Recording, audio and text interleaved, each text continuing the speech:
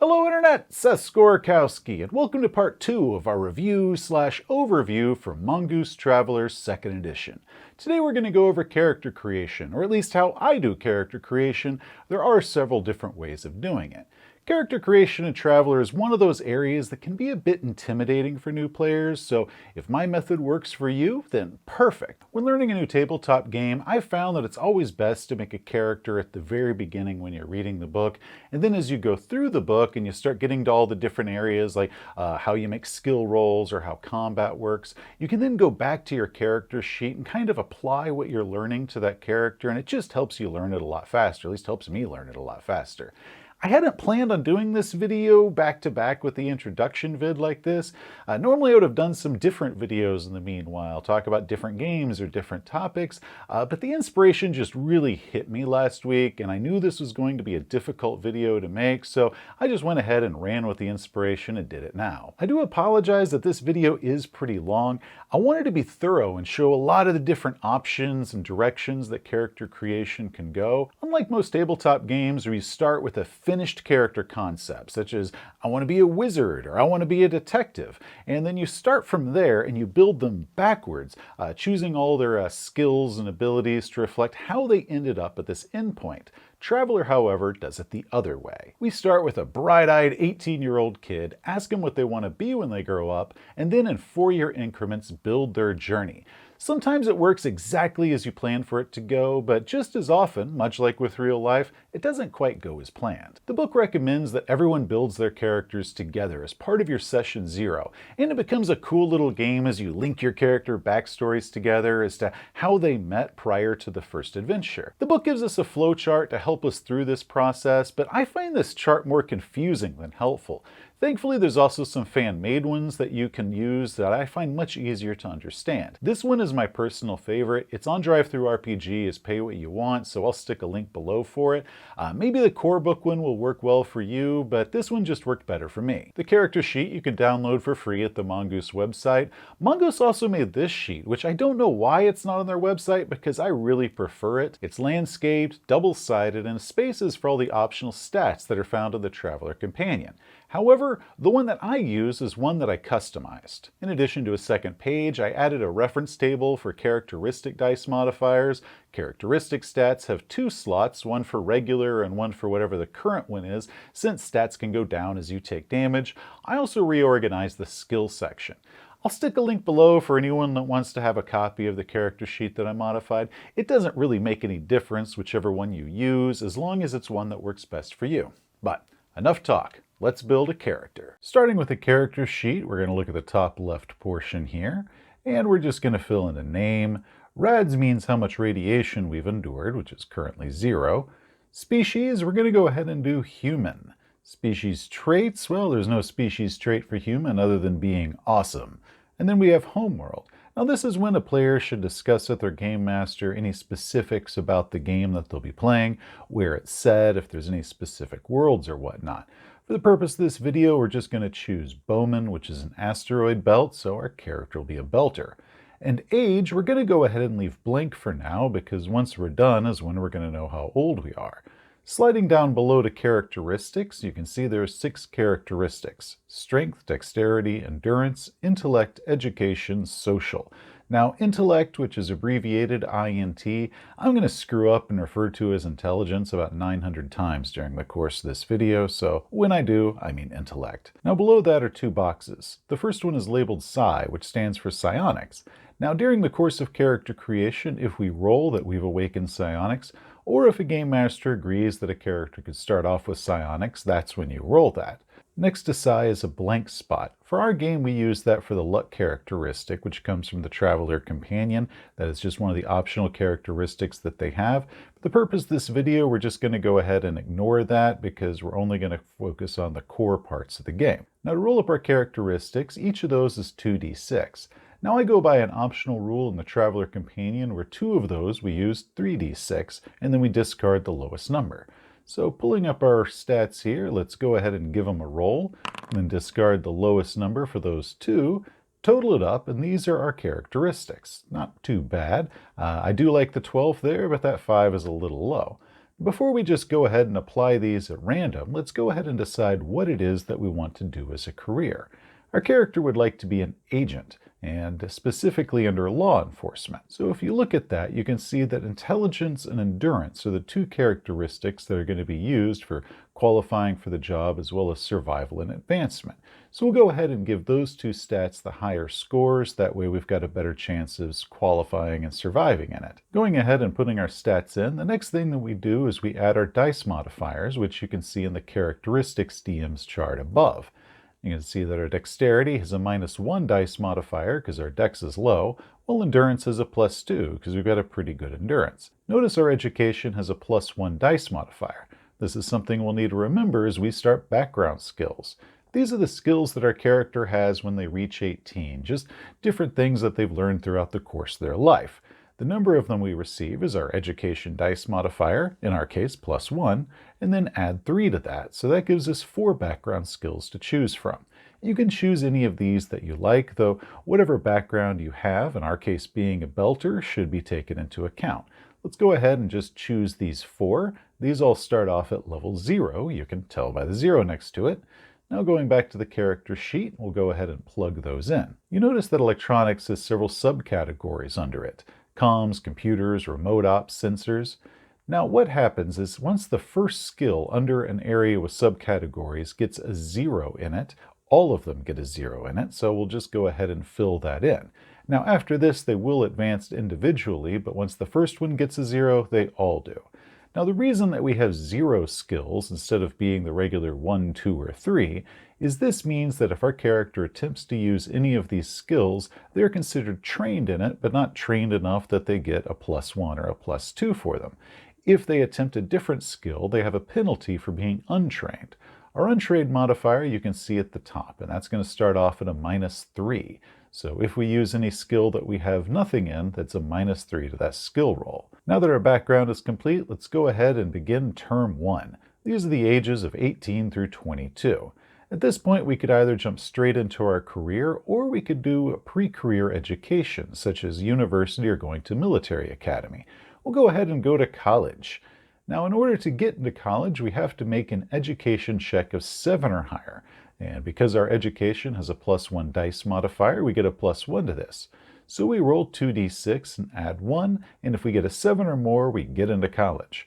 However, there are some dice modifiers that may be in effect, such as if we're in our 2nd or 3rd term, which we're not, or if we have a social of 9 or higher, which we don't. So it's just the education check +1, and we made it in. Now what we do is we choose 2 skills from this list. One of them we will get at level 0, while the other one we will get at level 1. I'll go ahead and just get admin and advocate, which is dealing with bureaucracy and law. So going back to our skills, plug those in. The next thing that we get for being in a university is our education stat goes up by 1. So going ahead and raising that up to a 10. Every term during character creation has certain events that we roll for. For university, we check this chart, and we roll 2d6, and whatever we come up with is what happens to us while we're at school. We got a 5, and it says, taking advantage of youth, you party as much as you study. Gain carouse of 1. Now you notice that that says carouse 1. What that means is if you have nothing in carouse, or if you have a 0 in carouse, it is now a 1. However, if your carouse is already 1 or more, this does nothing for you. Now for our character, we already had a carouse of 0, so we move that on up to 1. Now let's see if we graduate. Graduating requires that we make an intelligence check of 7 or higher, and if we roll an 11 or higher, then we graduate with honors. The benefits that we get is those 2 skills that we received earlier then raised to levels 1 and 2. Our education characteristic goes up by 2 more, and then we can have certain benefits to qualify for jobs a little bit easier after this. So let's go ahead and make our intelligence check. We have a +1 because we've got a good stat, and we didn't. Okay, so we didn't graduate college. Now this is the end of our first term, so now we can begin our career in Term 2, which are the ages of 22 through 26. Our character has decided that he wants to be an agent, specifically going into law enforcement. So let's check the left-hand portion to talk about qualifications. In order to make it into this job, we have to qualify, which is an intellect of 6 or more. We have a +1 dice modifier for having a good intellect. Now, if this was not our first career, we would have a -1 for every previous career we've had, but that doesn't apply here. So rolling 2d6 plus 1, we made it in. Okay, now at this point we get to choose between one of the three possible assignments: law enforcement, intellect, or corporate. Well, we've already decided we want law enforcement, so we'll go ahead and choose that. And now it's time for basic training. For every first time in a new career, a character receives certain skills as their basic training package. If it's their first career, like this, you go ahead and you receive a 0 in all the skills that are in your basic training category. Usually that's under service skills, so for us, we're going to receive a 0 in these 6 skills. Go ahead and update that on the character sheet, as well as adding those little blue areas that I'm doing to denote that they're subfields. And then we get to go through regular training. For regular training, we get to use any one of these 4 charts: personal development, service skills, advanced education, because our own education is of 8 or more, and then we get to have one in the field that we chose, in our case law enforcement. But we don't get to use intelligence or corporate because we didn't go into those fields. I'm going to go ahead and go with the law enforcement category. So what we'll do is a roll a d6, and whichever one we get a full level in that particular skill. Okay, so we have streetwise. Going back to our character sheet, we're going to raise our streetwise, which we already had, from 0 to 1. Now, if there was nothing there, we would still get a 1, because this is considered a full level. Now let's see if we can survive our term. For each term, we have to check our survival roll to see if we continue on or if we fail out of it. For law enforcement, that's an endurance check of 6 or more. Now remember, we have a +2 dice modifier for having a good endurance, so this should really be pretty easy for us. So we roll 2d6 and add 2 to it, and we made it. Now, if we had failed, we would then look at the mishap table, but because we made it, we get to look at the events table. This is done by rolling 2d6 and seeing what happened during our term. And it says, the investigation takes on a dangerous turn. Roll investigate of 8 or higher, or streetwise of 8 or higher. If you roll 1 mishap. Okay, so since we already have streetwise of 1, I'm going to go ahead and use that. So I roll 2d6, add that +1 for my streetwise, and I made it. Now we get to choose between one of these following skills: deception, jack of all trades, persuade, or tactics. I'm going to go with jack of all trades here. So going back to skills, you'll notice that jack of all trades is up at the very top, and that's because that skill is different than all of the others. So go ahead and put our 1 there. Now what jack of all trades means is that for every level that you have in that skill, your untrained dice modifier for untrained skills is reduced by that much. So our untrained is now reduced to -2. Of course, jack of all trades, that caps out at 3, because that's the most you could have for an untrained penalty, but it is a very coveted skill to have, and I'm glad to have it. Now let's see if we advance or get a promotion in our job. That requires an intellect check of 6 or more, so we roll 2d6, add 1 for our high intellect, and we made it. So now we've gone down to our rank. Started off as a rookie at rank 0, but now we've moved on to rank 1, corporal. That gives us a streetwise of 1. However, we already had a streetwise of 1, so that doesn't do us any good. But also, when you get a rank, you get to have 1 more training skill. So we go back to our training chart, check the 4 that we could choose between. This time I'm going to go with service skills. I'm going to roll a d6, and it comes up with recon. So go back to our character sheet, give ourselves a full point under recon. Now that's the end of our term. At this point, we could stop now and begin our career as a traveler, or we could keep going. Well, let's just keep going with that and begin term 3, ages 26 to 30. We're going to go ahead and keep our career going as an agent, so we don't need to worry about qualifications or any of that. We can just jump straight into our training. Once again, let's go ahead and choose which chart we want to roll off for this term. This time we'll do personal development. Maybe if we can get that dex +1, that'll remove the penalty we have for our low dex, but rolling the dice, we got gun combat. You notice that gun combat has subcategories underneath it, so we have to choose which field we want that +1 to go into. I'm going to go ahead and choose energy, which is laser weapons as well as stunners. So now we have an energy 1, meaning we get a +1 whenever we use an energy weapon, but we don't get a +1 whenever we use a slug gun or archaic gun. So we have to choose exactly which field that 1 is going to go into. Now let's go ahead and see if we survive this term. It's an endurance check. Once again, we have a +2 dice modifier for our good endurance, and crap, we don't. So now we have to roll on the mishap table to see what happened that caused us to lose our job. So we roll a d6, and it says, you learn something you should not know and people want to kill you for it.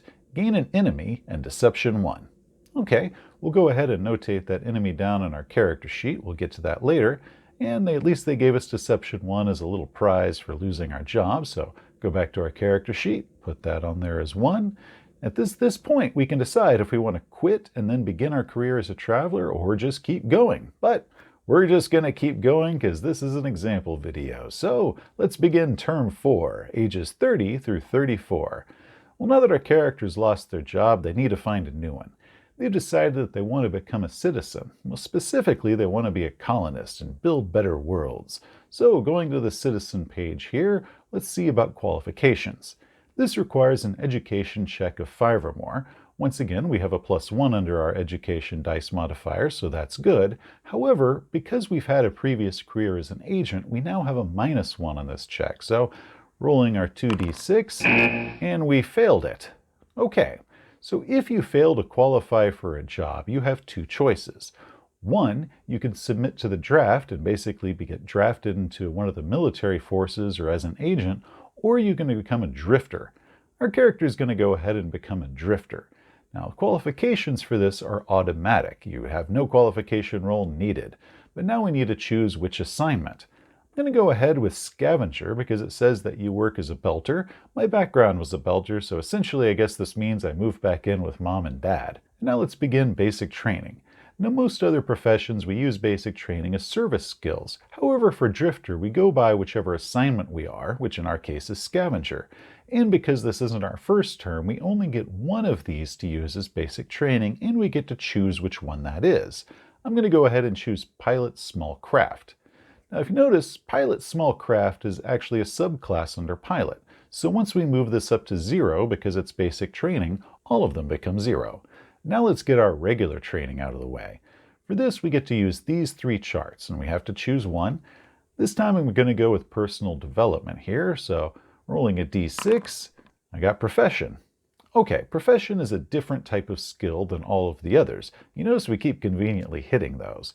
How profession works is instead of it being able to giving you a 0 in all the other categories, these are actually very specific professions. It gives us a few example ones that we can choose, but I'm going to go with belter because that's what I'm working as. So going back to our character sheet, we're going to go ahead and put in profession belter 1. Okay, now let's see if we can survive this career. The survival roll for scavenger requires a dex check of 7 or more. Remember, we have a -1 on our dexterity because it's so low, so we've got a -1 to this roll. But we still make it. Let's go ahead and check our events table, rolling 2d6. And it says that we have a life event, so now we go on the separate life events table to see what happens. Rolling on this table, 2d6. Says that I made a new contact. We'll go ahead and notate that contact on our character sheet, and we will get to that later on in this video. Now let's see if we have an advancement as a scavenger. So this is an endurance check of 7 or more. Once again, +2 because of our high endurance. And we made it. Great! Okay, so this gives us a vac suit of 1, so we raise our vac suit 1 more level, and then we get to have our regular training. It's again choosing which chart to do. This time I'll do service skills. Roll a d6, and it came up as stealth. So back to our character sheet, we now have a stealth of 1. Now this is normally when we would end our term. However, our character is getting old. At the end of our 4th term, or once they're 34, we have to start rolling against the effects of aging. How we do this is we roll 2d6, and we subtract the number of terms that we've served, which in our case is 4. If those results come up to be 0 or less, we suffer different penalties for aging. So rolling the dice, -4, we're good. Once again, it's at this point we could choose to stop and begin our career as a traveler, but we're just going to keep on pushing forward into term 5, ages 34 to 38. After serving time as a scavenger, our character still wants to become a citizen and a colonist, so we're going to go ahead and go back to that field. Now we have to roll our qualification check, which again is an education of 5 or more. However, we have a -2 to this check because we've now had 2 previous careers, one as an agent and one as a belter. So our education check, -2, plus our dice modifier of +1, so it gives us a -1 overall, and crap. Okay, so they still don't want us as a colonist.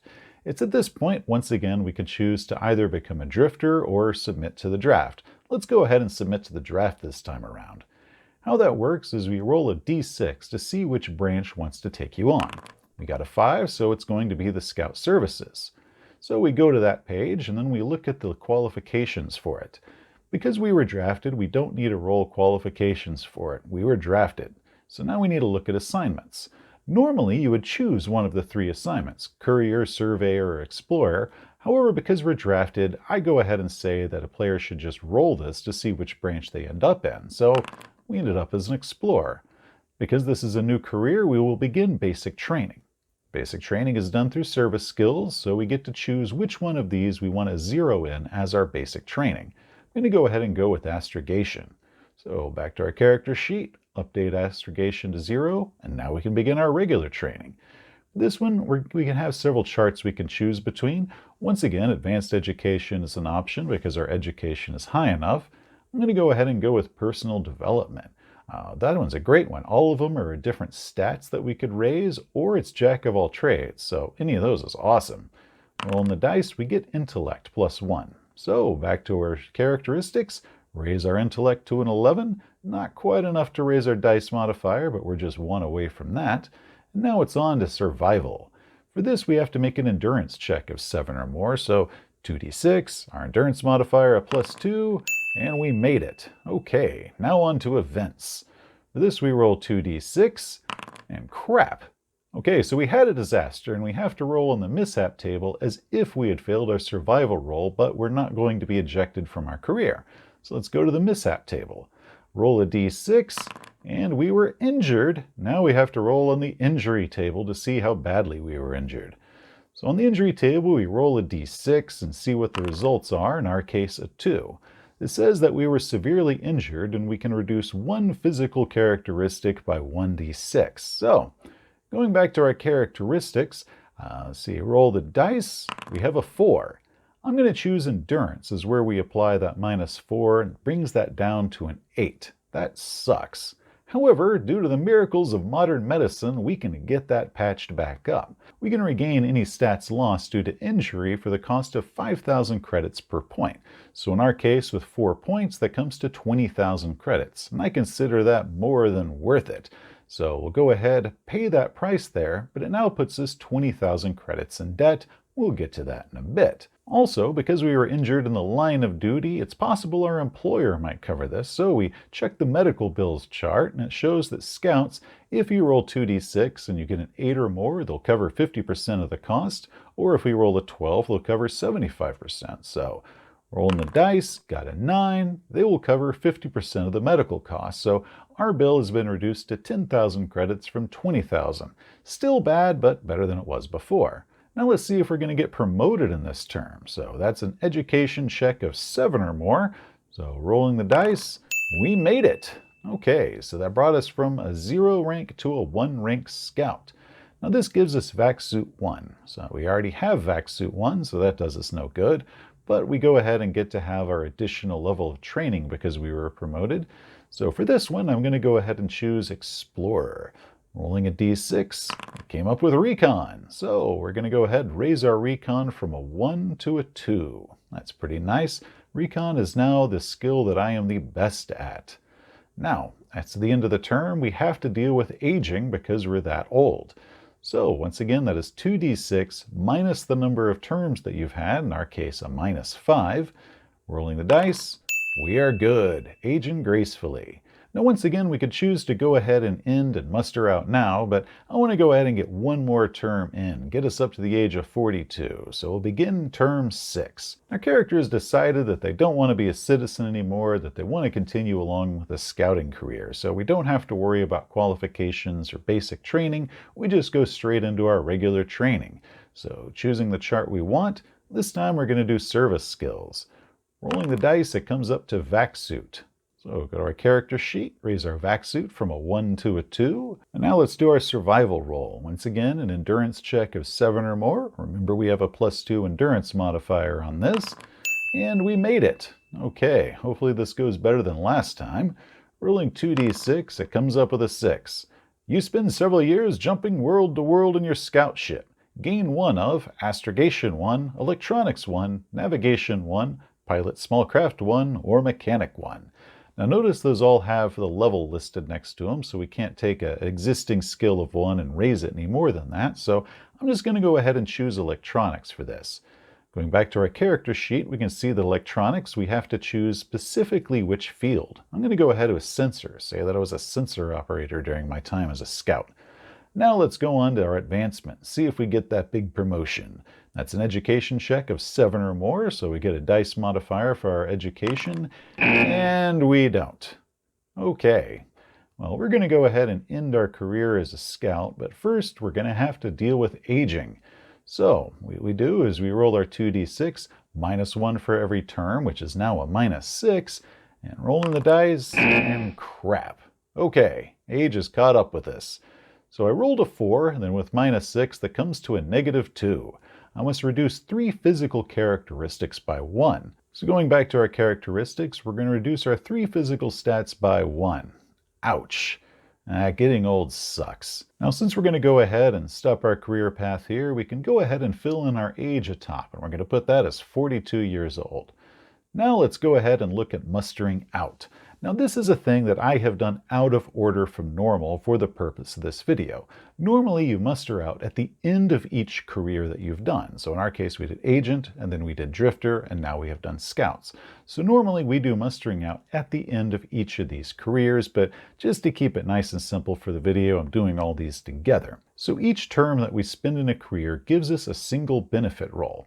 Now we've had 6 terms, but not all of them give us a benefit roll. University and our second term as an agent, where we bombed out, we do not get a benefit roll for those. So we've got 4 terms that we get a roll for. However, we also got promotions, and because we made rank 1 in our 3 careers, that means under each career we get a benefit roll as well. So the total number of benefit rolls we get are 2 under Agent, 2 under Drifter, and then 3 under Scouts. So we'll just go through these in order. Now benefits could be taken either in the form of being cash or an actual benefit, but you can only have up to 3 cash rolls over your entire lifetime. So just for the purpose of simplicity, because I have 3 careers and I'm allowed a maximum of 3 cash rolls, I'm going to do 1 cash roll under each career, but you can do it however you want to when you're building your own character. So going back to Agent, going to the Mustering Out and Benefits table. So first we're going to do our cash roll, and now we're going to do our benefits roll. So it says that we made 2,000 credits and got a combat implant. So with the money, first we'll go to our finances section. You can see there's $10,000 worth of debt right there for that medical problem we had, so we're just going to reduce that by 2,000 credits rather than add 2,000 credits to our pocket. And now let's see what the definition of a combat implant is. It says that our character gains an augmentation that can be up to 50,000 credits in price and no more than tech level 12. I decided I'm going to go ahead and get a wafer jack for this, essentially a USB port directly into my brain. Okay, so that is it for this career, and now on to Drifter. So going to Mustering Out and Benefits, first we'll do our cash roll of a D6, got $1,000, and then we'll do our benefit roll, got a weapon. Now, one thing, if you notice, this chart actually goes up to 7, even though we're rolling a d6. The reason for that is there are certain things that can happen during your life events that might give you a +1 or a +2 when you're doing your benefit rolls. We never got one of those, so we're just restricted to a normal 1 through 6. But just in case anyone's wondering why the chart goes to 7, even though you're only rolling a 6 dice. Well, the first thing to do is go back to our cash, reduce that debt by another 1,000 credits, and then checking to see what it means by weapon. It means that I can get a weapon that's no more than 1,000 credits in price and no higher than tech level 12. Well, because my most bonuses are under energy guns, I've decided that I'm going to use this to buy a stunner. Tech level 12, 1,000 credits, exactly what I'm limited to. Perfect. Now let's look at our Scouts benefits. We get 3 benefits for this one because we had 2 successful terms as well as received a promotion. Go ahead and use our third and final cash roll, 20,000 credits, and then our first benefit roll, now our second benefit roll. Okay, first things first, let's go back to our finances, wipe out that debt, and that leaves us 13,000 credits to start the game. Next, we rolled a plus to our stats, so we'll go to our stats, raise our education 1 more point up to 11, and then it says that we got a scout ship. Now what that means is I don't own the scout ship, but Scout Services has given this to me in kind of an extended loan, though they might have to call for my services later on, but hey, free ship is a free ship, so I'm going to be happy to start the game off with this thing either way. The next part of character creation is connections. In most role-playing games, the characters start off not knowing each other, and that's how they all meet one another in a bar, tavern, or the like. However, Traveller works a bit differently than that. In Traveller, the characters can know each other for years before the game begins, and they have different war stories together. Each character can make a connection with two other player characters before the game begins, and they use their backstory for this. And each character connection that they have gives both characters involved a +1 under a chosen skill. So going back to the back of our sheet, you can see our background here that I've been keeping track of this whole time. So we have 6 terms. So what we need to do is just go through our terms, decide what event we link to another player character, and between us, those player and I decide what happened and what skill we got as a result. It works a lot like this. Mike, using one event from your past, tell me which character you met and what skill you both got out of it. Okay, Todd, what were you doing 2 terms ago? I was a merchant marine, and a good deal ensured that I was going to be living the high life for a couple of years. I was in the infantry on a hostile planet, and we had to steal a shuttle together, and that's how we both got a level in piloting small craft. Works for me, dude. Okay, Todd, now it's your turn. Cool. Dweebles, my last term I was shipping illegal goods onto a planet. What were you doing? I was befriended by my superior at the corporation that I used to work at. Then what do you say that those goods I was shipping were to your boss, and that's how we met? While I was there, we spent a couple weeks together at a casino, and that's how we both got a level in gambling. That works. We're like Han Solo and Lando. We go way back to the day from when we used to gamble together. Okay, Dweebles, tell me how you got your second connection. Well, all that's left is Mike, so it has to be him. So, 3 terms ago, I was injured while I was in the Navy. What were you doing? I was a belter, and a good friend of mine betrayed me and became my enemy. Okay, so that betrayal led to an attack on my starship, and that's how we both got turret gunner. And then, when I got injured, you were the one that dragged me to safety. Sweet, not only my turret go up, but now you owe me one for saving your ass. Now, for characters that weren't built with the rest of the group, such as backup characters if your first character dies, or if the game master is wanting all the player characters to meet each other as part of their first session versus having them known each other for several years the way Traveller recommends it, how I would handle those 2 connection skills is you can simply employ your allies, contacts, enemies, and rivals. So our character is made 2. So with the game master's permission, we could say that our enemy and I both got gun combat energy weapons when we cross paths. And our contact that we made while being a belter, we both got a level in broker. So we just go to our skills and update those. Next thing is skill packages. These are packages of skills that the Game Master gives out to their group, and which package they use depends on what type of campaign the Game Master is planning to run. Each one comes with 8 to 9 level 1 skills, so after selecting the package, the players go around the table deciding who gets which skill. This way we can ensure that there is at least one player character that has a level 1 and some skill that this campaign is very likely going to need.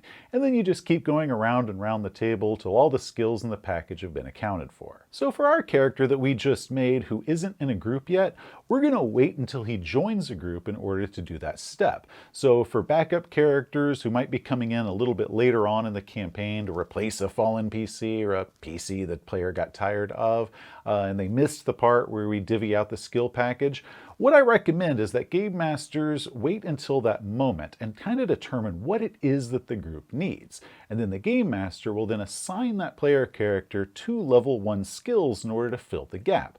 So that way it's like, the group needs an astrogator, and now this character shows up and they just happen to have level 1 in astrogation, so it was like, oh, hey, welcome to the team.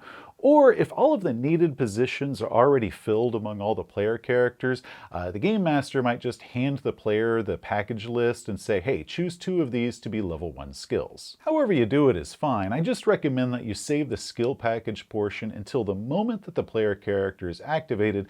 That way they're perfect for whichever group it is at the time they come into it. And the last thing to talk about is starting equipment.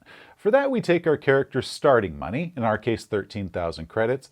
Player characters may spend up to 2,000 credits in starting gear. Anything above that must be purchased after the game begins. Now, I'm not going to bore you with shopping for all the starting gear. We're just going to deduct the $2,000 here, and I'll buy all the equipment off camera.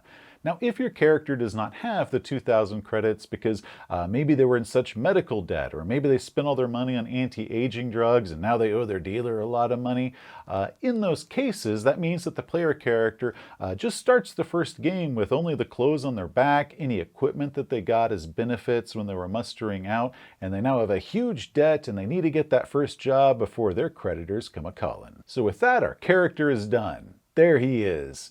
We'll give him a profile picture. Yeah, that's nice. Now he's done and ready to conquer the galaxy as a traveler. Hey, I'm Jack Miller, but you can call me Jack the NPC. I grew up as a belter out in the Bowman system, but I always had dreams of becoming a police detective, so I went to college to help me out with that, but I think I got a little too busy partying in school and flunked out of that. But they still accepted me into the police academy, and I got to become a cop, and I was a damn fine cop, too. That was up until I pissed off the wrong people and I lost that job. So, unemployed, I was like, hey, I'm going to become a colonist and build better worlds, just like the advertisements kept telling me to do. But they wouldn't take me as a colonist, so I had to move back home with Mom and Dad and work the family business. That was all right, I guess. I mean, I've got a few good trade skills out of the deal, made some contacts, but I had to move out of the house because, man, I don't like living with my folks. But they still wouldn't take me on as a colonist, and that's about the time I got drafted into Scout Services. Now, that was a wild job. I worked as a sensor operator, and we got to fly back and forth all across the galaxy. But then I got hurt really badly, and I lost my freaking legs. Don't worry about that. Scout Services, they covered half the bill. And they were all like, hey, here's a promotion just to make up for the fact that we're cheap and we didn't cover the full medical bill for you. But I was all like, hey, that's fine. I still like this job, so I stuck around. I did it for a few more years, but I think age is beginning to catch up with me because my boss, he denied me my next promotion. And it was at that time I was all like, hey, screw this job, I am out of here. Give me that scout ship over there, and now I'm going to begin my career as a traveler.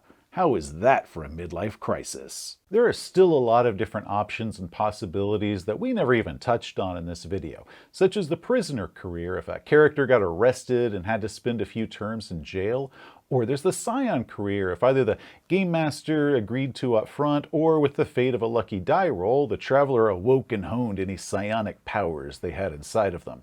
The Traveler character creation system has a lot of twists and turns and surprises, and it can take a couple characters before players get fully comfortable with it. Also, there were a few rarely used rules and details that I never even mentioned just because our creation path didn't give us the opportunity to address them.